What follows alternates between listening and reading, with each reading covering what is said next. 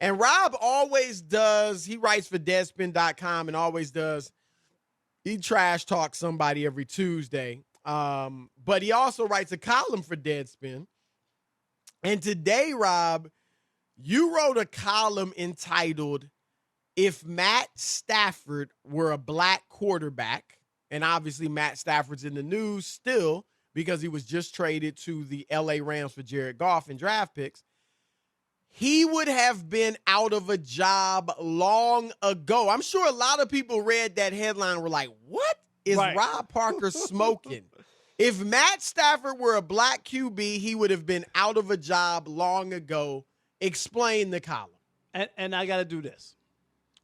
And I didn't mean he wouldn't be in the league. I'm saying that he wouldn't be a starter, that he would be like Jameis Winston, like that's the exact guy we can compare him to, Chris. And the best part was Devin Gardner, the former Michigan quarterback who works for Fox Sports Detroit. He's been on the show. Right. He's been on our show. He's a friend of the show. Good guy. He had the stats. He compared those two guys. He had his own debate that he was doing about it, and he came up with the stat numbers. When I saw those stat numbers, Chris, they registered with me. They really share registered. them with us so the listeners don't think you tripping. And so people who don't know and didn't see them, here are the numbers. And basically it's the first 5 seasons. We don't count Stafford's second year in 2010 because he had an injury. He didn't play really I think he played 1 game, so he didn't play. So we added in 2014, his first 5 full seasons, okay? Then we looked at Jameis Winston's first 5 seasons. Ready? Here we go. Stafford, 21,179 yards. Winston, 19,737. Touchdowns, Stafford, 125. Winston, 121. Interceptions, Stafford, 84. You would think Winston's interceptions, Chris, would be through the roof. He had 30 his last year, right? Last year, yeah. 30. He had 88, only 4 more than Stafford. And then when you talk about wins, Stafford had 34 and Winston had 32. What happened between the two of those? Stafford got renewed, got signed again, got big money. Winston was sent packing, right? They couldn't use him. He was done. Right. And the numbers are almost identical. And the column is more about, would Stafford have been given the same opportunity, Chris, if he were a black quarterback, that after his first 5 years, no playoff wins, only 34 wins, 84 interceptions. If those stats were for a black quarterback, would it be tolerated? Would it be, allowed to continue? Right. Don't forget, Peyton Manning had, Chris, 28 touchdowns interceptions his first year. You know how many interceptions he had his first 5 years? 100. Right. 12 more than Jameis Winston. And I'm not trying to make an excuse for 30 interceptions, Chris. I'm not. He also led the league his last year in 2019 in yards, attempts, and completions. That's what he led the league in, and he led in interceptions. You're talking about Winston. Winston in 2019, yes. But my point is, I don't think it's the same leash for the quarterbacks. If look at we talk about Lamar, right?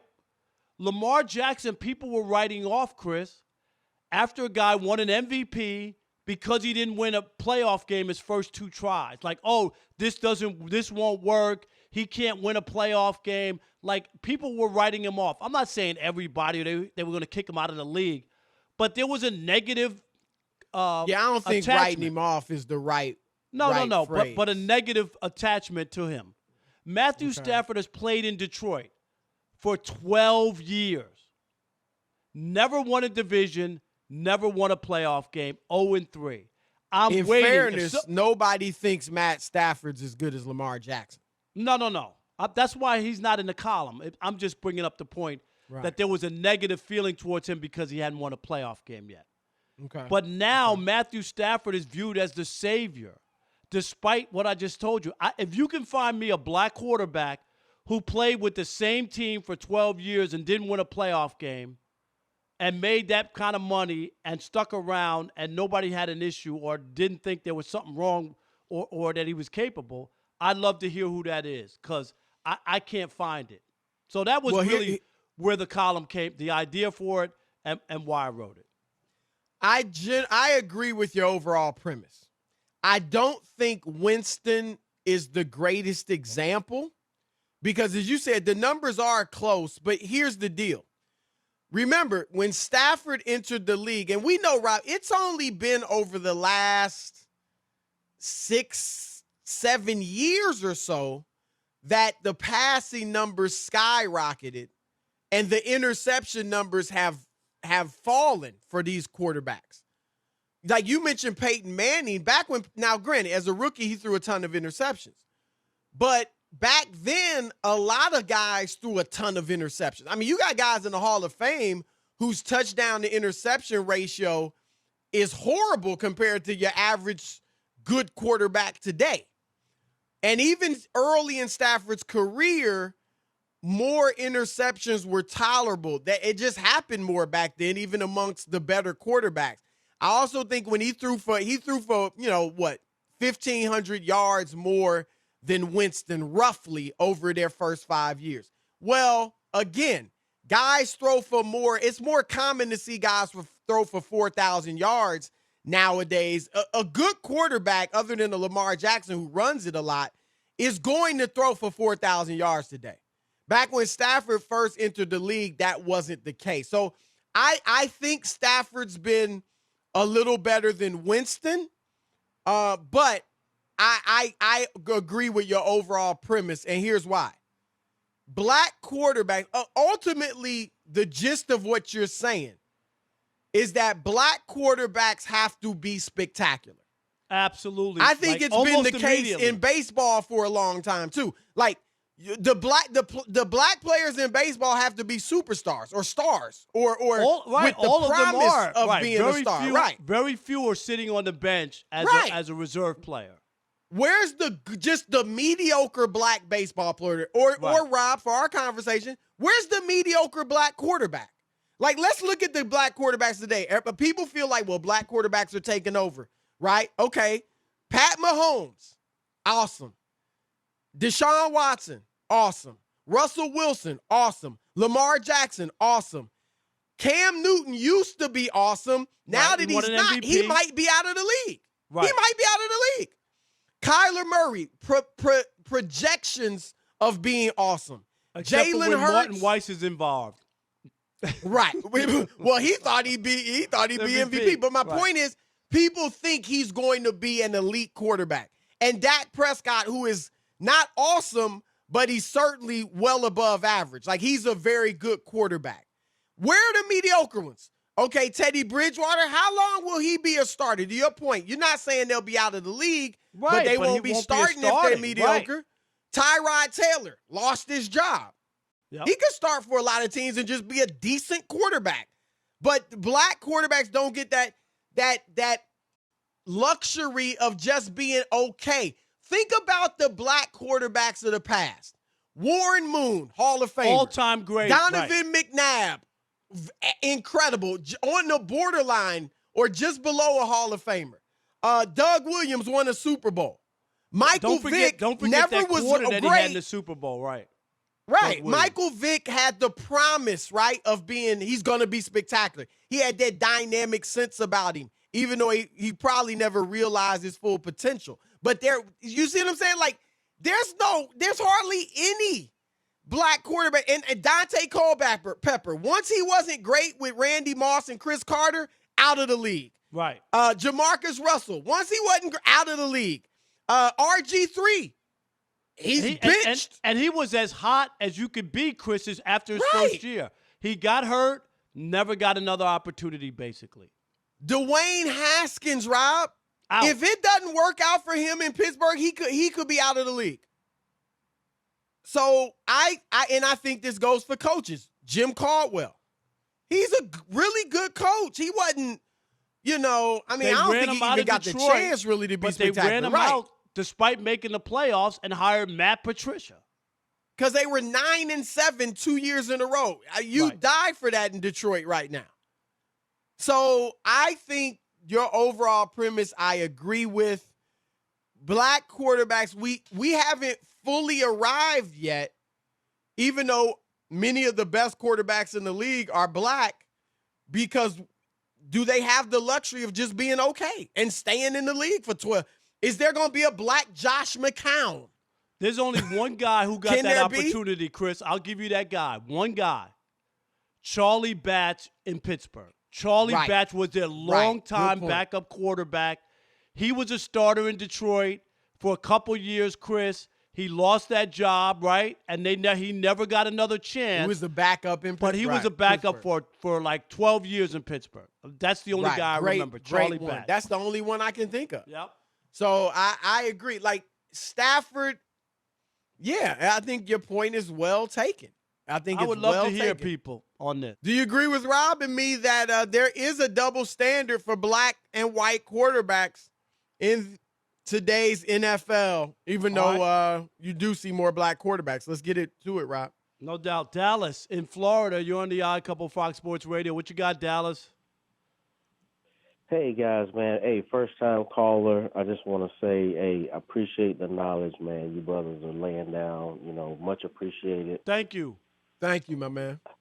I also want to agree, wholeheartedly with the column, Rob. So, you're excellent at that. Very clever. But, the name we didn't list off there was Colin Kaepernick out of the league, So double standard for sure. Who knows if he would have been a great quarterback or if he would have had the opportunity to be one of those guys that, made his way around the league, but he didn't get that opportunity as well. He could have easily been a guy. They benched him when he wasn't spectacular. Absolutely. And he started off spectacular. That's a good call. Thanks, Dallas. Jawan in Colorado, you're on the Odd Couple Fox Sports Radio. What's up, Jawan? Hey, guys. It's always good to hear from you. Yes, you too, buddy. Good to hear from you, too. Yeah, well, I appreciate you guys giving me the opportunity, to just speak my mind with you. I'm always talking to you guys. It's never the listeners. I'm just trying to make my point to you guys. But I obviously I agree with that, and that's a touchy subject that you guys just brought up. I did a little research a while back, and of the 12, there's been more than 1,200 quarterbacks in the NFL since its inception. Only 10% have been black. So I'm surprised it's even 10%. Yeah, 120 over the course of 120 black quarterbacks over the course of 100 years, and it's 100 years, Chris. I can't believe 120. Yeah, I mean, look. Can you, Rob? Can you believe 120? Think about it. I'd have to think back, but there was some. I remember guys, James Harris, Joe he Williams. was the first one, but that was in the 60s. Those are the only two I remember in the 70s. Right. I'm sure there might have been another one or two. But I'm sure you got his research. Go ahead. What's your other point? Guy, just look up the stats on it. But what I want to say is, I think that's what makes the argument about quarterbacks and the best. If we really want to go raw with this and be truthful, saying that crowning any quarterback right now is the greatest ever, when you've only had 10% represented by quarterbacks of color, that skews the whole argument to me, because once again it shows a disparity in us not being, not given a shot to lead a team. And one last point I want to make to you guys is, it's very difficult for me to grasp the concept of saying a quarterback is the greatest player. And I made this point to you guys before, because how do you give a quarterback more credit than the receiver? Yeah, I understand how you give him more credit than the receiver, but I do agree with you that I think Tom Brady is the GOAT quarterback. I don't think he's the best football player ever. Because I think if you ran a bunch of players through a bunch of football drills, Tom Brady would not look like the best one. So I agree with you on that. But the GOAT thing, Rob, what he said, we can only go with what we've seen so far. We don't know that any of those black guys, if they had gotten a chance, would have been better than Tom Brady. Well, you know what I'm saying? But there's an I get what he's saying. Yeah, I think 50 years from now, Rob, when we can say black quarterbacks have gotten their shot, and if there's one, it might be Mahomes, but if there's somebody that comes along later who does what Tom Brady's done, then you can say Well, Brady did it in an era when blacks, for the most part, early in his career, weren't getting an opportunity to play quarterback fairly. And this guy has done it with everyone has gotten an opportunity. So that could be an argument. But right now, I don't think it is. And let me say this real quick before we get to updating the guest. But we're going to get to our guest, yeah. Okay. Real quick, that's some of the argument that people have against Babe Ruth, is that Babe Ruth never played against black or Latin players his entire career. So some of the best players in the game, Chris, he never faced. Would he have been as dominant? Was he even the best player of that era? We know about Josh Gibson. Right. Well, we don't know do we know that Babe Ruth was better than Josh Gibson? He was better than every white player who played in the major leagues. He was. That was it. I think that's fair. And like I said, 50 years from now, it could be fair with Tom Brady. We'll see. But